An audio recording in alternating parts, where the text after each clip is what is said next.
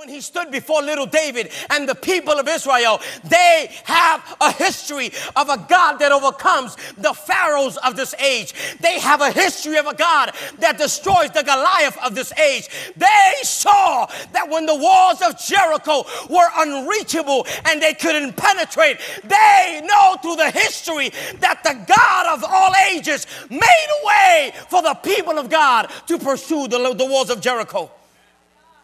History reminds them of the Madianites in the book of Judges chapter 6 when they were captive by the Madianites and the people of Israel were living in caves afraid of their life, and every time they would sow, the Midianites would take their belongings and take their crops. But all of a sudden they began to cry unto God, and God made a way. Shadrach, Meshach, and Abednego knows how ferocious the Babylonians were. Shadrach, Meshach, and Abednego know how ferocious Nebuchadnezzar is, but they know that the God of heaven is greater than any enemy.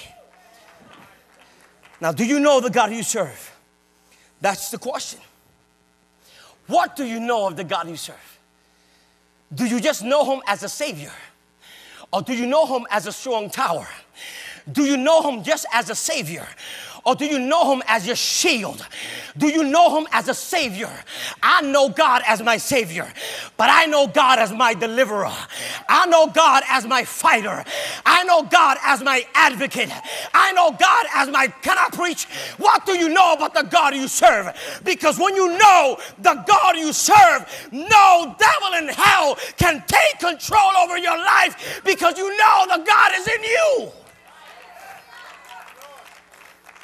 What do you know about the God you serve? And so history reminded these men of the God they serve. And today God reminds his people to trust him in the midst of the battle. I don't know what struggle you're going through, church. I don't know what attack is getting close to your family. I don't know what you're going through, but I'm here to remind you that the God that you serve, he is with you in your struggle. He wants you to remember that in spite of what you're going through, God is there. Deuteronomy chapter 20, verse 1 through 4. God tells the people the following. When you go to war against your enemies and you see the horses and chariots and an army greater than yours, do not be afraid of them. Listen to what the Lord is saying.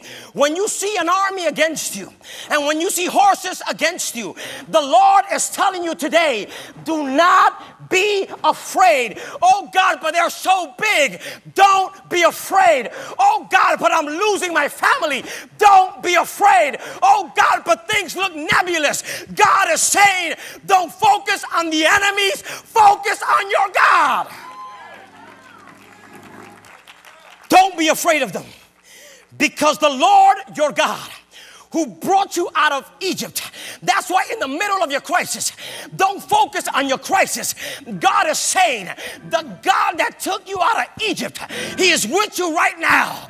So you might be struggling, but don't look at your giants. Look back at Egypt and look back at the Red Sea and tell your devil, if God did that, he can do this. Touch and never, tell him, remember, remember, tell him, remember, tell him. Touch and never, tell him, remember. Remember what God did to you when you was lost in sin. Remember how God picked you up when you was on your way to hell. Remember how he saved you.